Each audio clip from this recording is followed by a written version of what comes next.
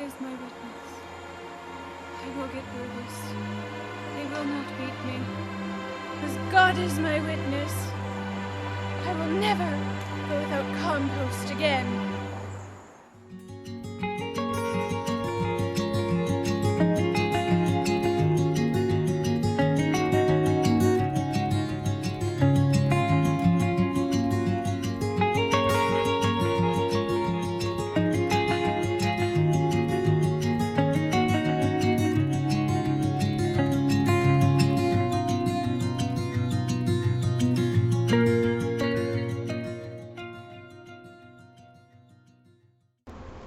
Well, alright, good people.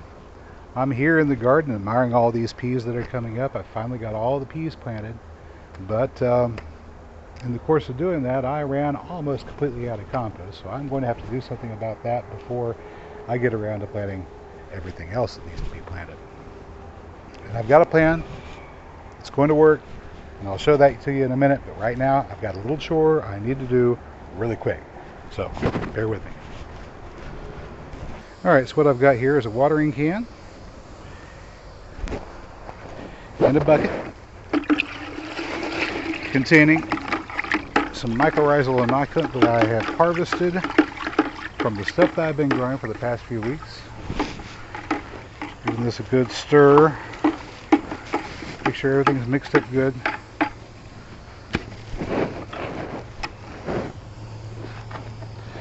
Got a video called Multiplying Mycelium where you can see how to make this stuff.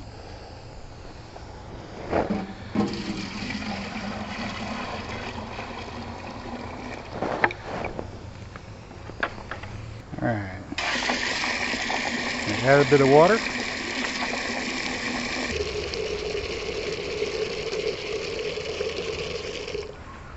There we go. Alright, and you guys can take a walk with me here. I'm going to apply this mycorrhizal inoculant to the peas that have already started sprouting.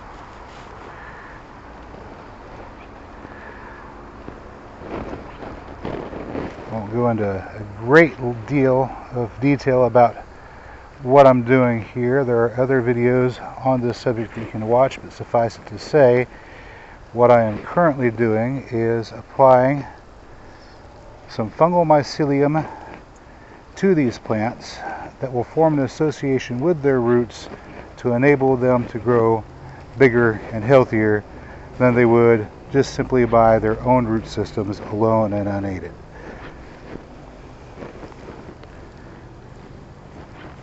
It's a perfectly natural process. This is actually how nature goes about providing such a huge abundance of different plants growing in forest communities all around the world, every day, all day.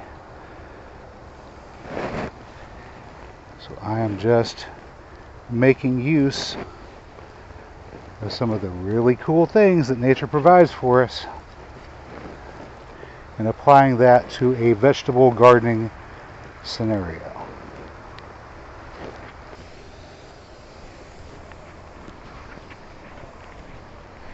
Now we know that in human civilizations and communities, people are in, how should I put this? People are in competition with each other, and competition can be a healthy thing. A lot of times people think about the plant world as being a world of competition as well. And yes, there is competition, but there is also, just like in a human community, cooperation. Now you can think of these little fungi that I'm applying here in here to the root zones of these pea plants is kind of like the mail truck drivers, the garbage truck drivers, some of those people that don't get a whole lot of appreciation in the human community but are absolutely vital to making it work. Well, these are vital to making the plant community work as well. They're going to assist by helping to break down some of the material that the plants wouldn't be able to use, and they're going to help by delivering some of that material in the form of nutrients to the plants at their root zones. So Now I've cleared some space in that bucket. I'm going to need that space here in a little bit. Let's talk about this mess. This is all the compost I've got left.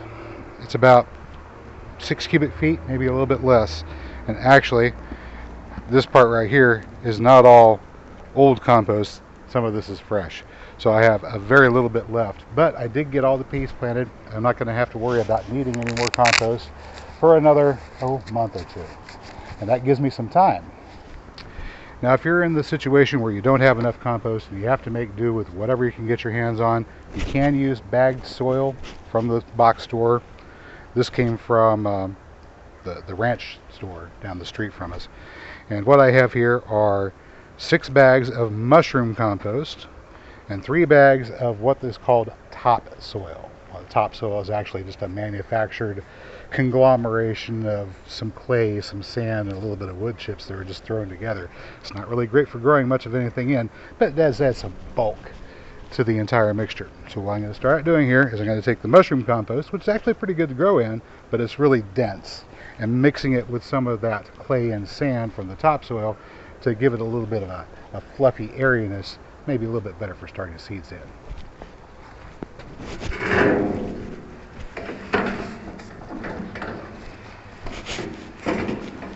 I'm going to use the wheelbarrow here, and one other thing.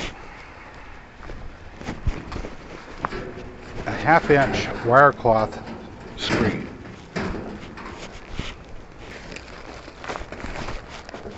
Okay, the procedure is pretty simple. I take my knife, I open up the bag, and I dump out all this stuff onto the screen.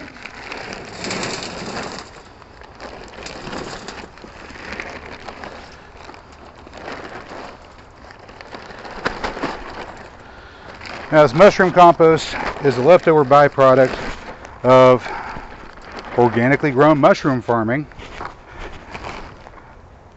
Alabama, I think, is where this stuff came from. And after they get done growing the mushrooms, the substrate, manure primarily, that they were growing on is depleted for the purposes of growing mushrooms, but it's perfect for a few other things, like building good garden soil. So I'm going to start out by just running this through the screen so I don't have any big clumps.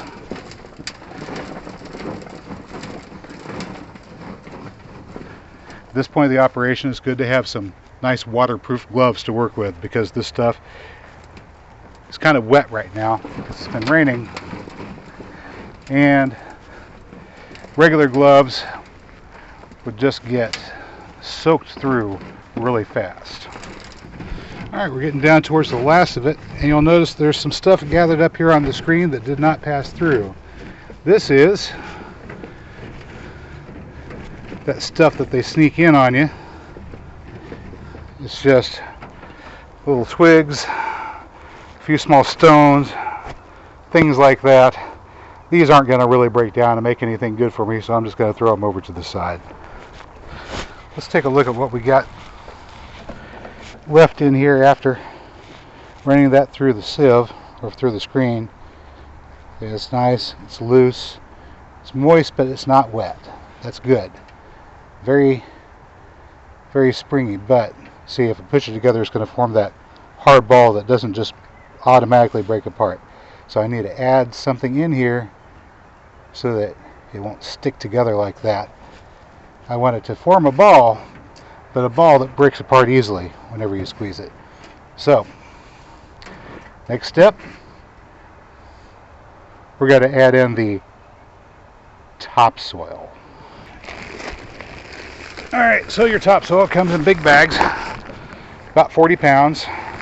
It's about 1.5 cubic feet of material. This feels kind of wet. Hopefully it's not too wet. I have occasionally gotten topsoil that was mostly mushroom compost, and I was pretty pleased with that. But this latest run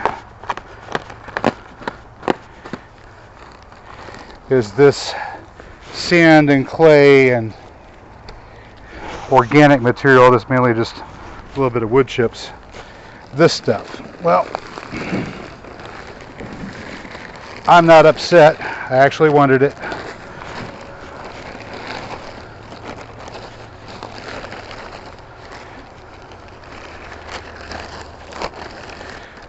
Naturally occurring soil is going to have some things in it. Things growing. Seeds, weeds, plants. That's to be expected. It's living soil. This is a manufactured product that doesn't have anything growing in it. We're going to do something to fix that here in just a minute. But for right now, let's get this run through the screen so that we can mix it up.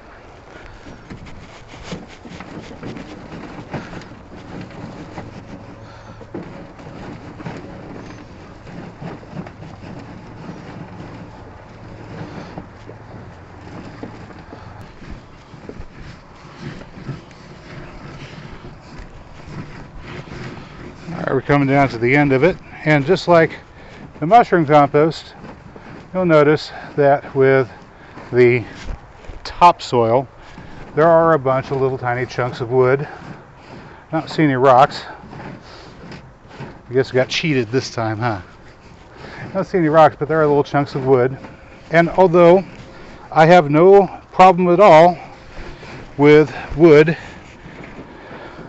like this stuff here breaking down and decaying along the soil horizon, I don't really want that to be breaking down and decaying in the garden soil as I'm trying to grow food in it. So I'm just going to throw that to the side.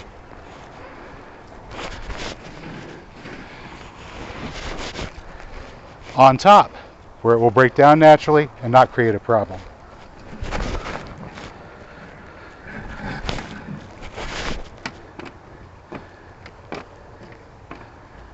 Well, folks, let's have a look at this here after it's broken down a little bit, or run through the sieve a little bit. This is the topsoil, and that's what it looks like. Soft, fluffy, forms a ball that, ooh, you got to squeeze it hard to make a ball, but it breaks right apart. That's actually pretty good. Now I'm going to mix this in with that mushroom compost to make something that might actually be able to grow food in. Well, alright, now I have the camera off for this last bag. This is one more bag of the mushroom compost. So this mixture is 2 bags of mushroom compost, two bags of mushroom compost, and 1 bag of the regular old common topsoil that you can get at the box store.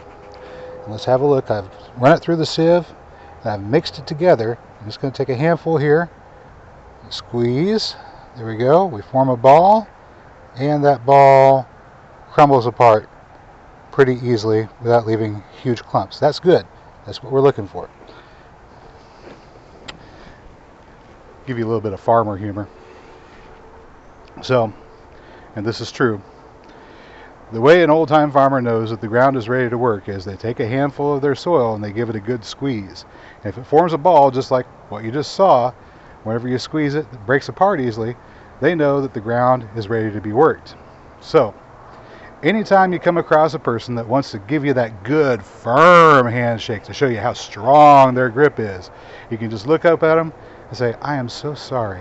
And when they wonder why you're so sorry, you can explain to them that you're sorry because their soil is of such poor quality.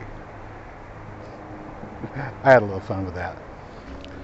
I am so sorry that you have to put up with such a horrible situation.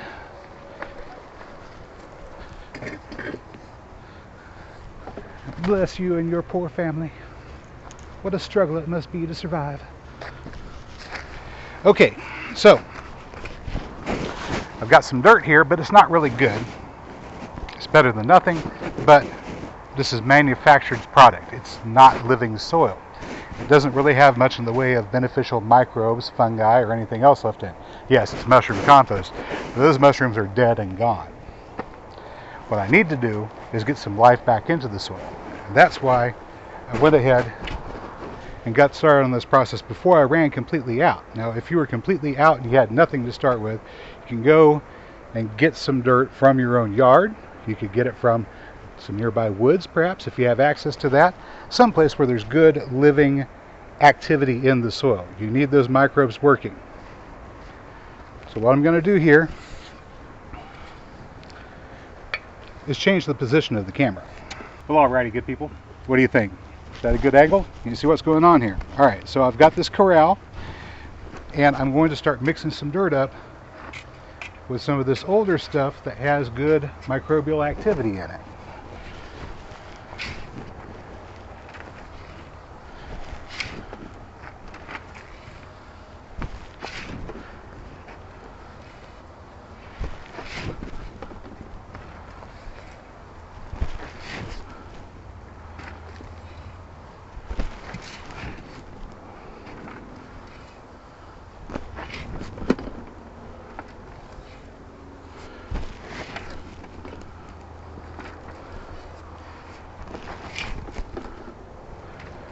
And there we go. Get that a little spread around. Alright, and into that, we're going to mix in some of this old dirt. This old dirt still has some earthworms in it. Not as many as there used to be. A lot of those are now out working in the garden. That's okay. I've got more earthworms coming. Oh yes, I do. I'll be showing you those a little bit later on today in this video. That's right, you're going to see my livestock. There we go. There's just a little bit.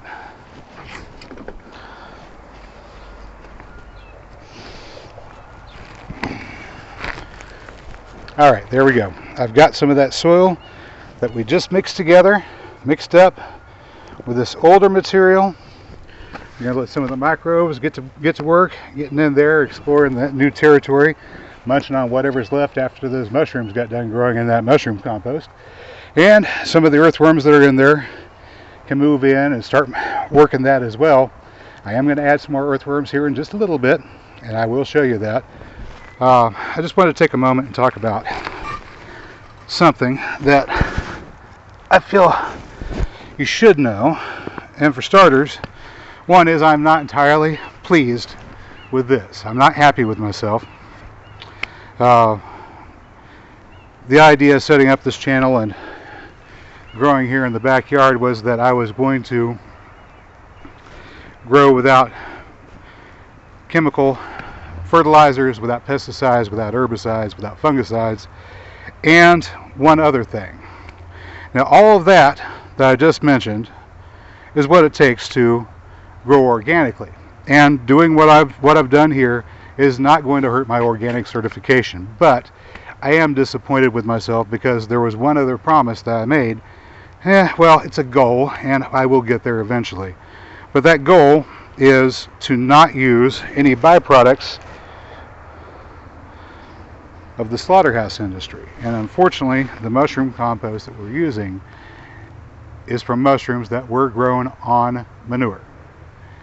And that manure is a byproduct of the slaughterhouse industry. There were cattle that were grown for food that were slaughtered, and the manure from raising those cattle from the feedlots is what went to go grow those mushrooms. So in the realm of ideological purity, this is not what I'm looking for, but these are desperate times. I am under a lot of pressure right now to grow more food than ever before. I wasn't anticipating running out of compost so quickly. I thought I would have enough time for the soil that I'm in the middle of manufacturing here behind me to be ready for next year. And it will be ready for next year, but for this year I have to do something. So do not let ideological purity weigh you down. If you have to use fertilizers in order to grow some food so you and your family don't starve, then use the fertilizers. Yes, organic is better overall and in the long run, but for right now, if you're in a desperate situation and you have to go ahead and resort to using the chemical fertilizers or the pesticides or any of that in order to survive, do it. Your life isn't worth ideological purity when it comes to gardening. Over time, yes, please try to work towards a more organic approach. Try to work towards a more perennial approach, and eventually we won't have as many problems created by the major agricultural industries that we have today. But I just wanted to get that off my chest. All right, let me go ahead and get back to work and shut the camera down. I've got 6 more bags of mushroom compost and 2 more bags of topsoil to work through and mix up, and then I'll show you the livestock. All right, well, this is my livestock right in here. This is the way I provide a animal input without raising animals. Well, I am raising animals. This is how I provide an animal input without having any animals that are raised for the slaughterhouse industry. Nearly anyone can grow worms.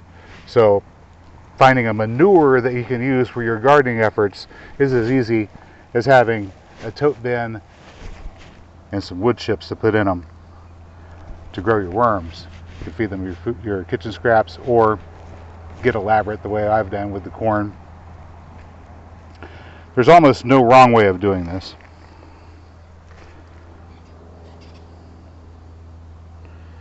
I suppose the wrong way would be do nothing.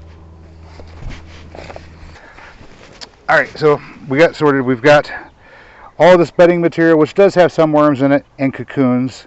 They're going to go back in the big bin. And then we've got this small pile, which is almost exclusively larger worms. And these are going to go over into the bin with the topsoil that we put together. Let's go ahead and put this back where it came from.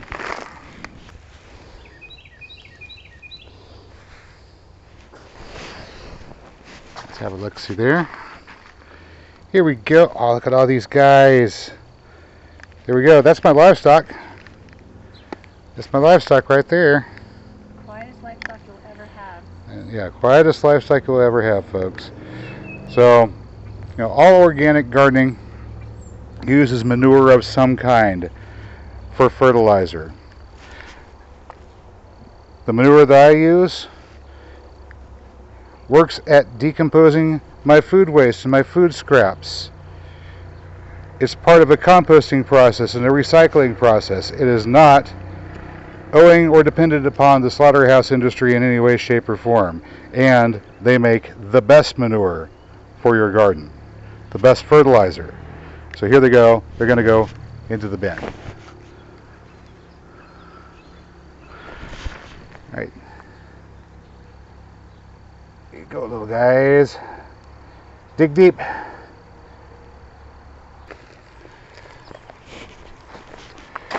All right, now as I'm putting these worms into this dirt, they're going to go down into the soil, explore around, eat some of that decomposed material, remnants of the mycelium from the mushrooms that were grown, possibly some of the carboniferous material left in the manure. They're going to mix up all of that, form worm castings, leave that behind in their waste stream, and they will convert this from dead soil into a product that you can actually use to grow good, healthy food in. It's going to take them a minute or two to get acclimated, but you'll see them begin to burrow their way down after they get over the shock of having just been transplanted. Well, that's going on. Let's come over here and open up bin number 2.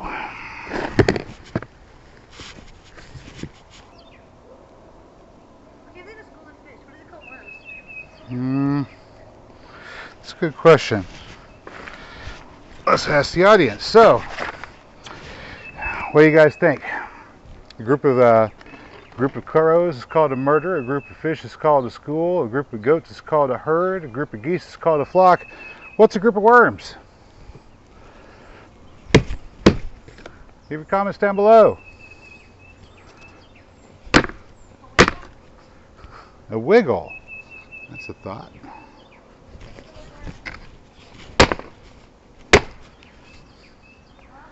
I had a bunch that wanted to climb up onto that lid. Figured I may as well just knock them off into the place where they're going to be living.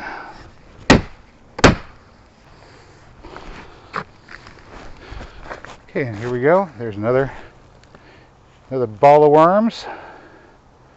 Ready to go in and join the brothers.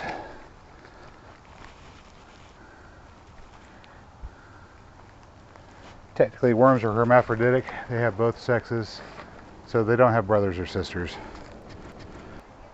Alright, good people, that's all I have for you right now. As always, please like the video, subscribe, share it, leave your comments down below, bang the notification bell, and I will catch you next time.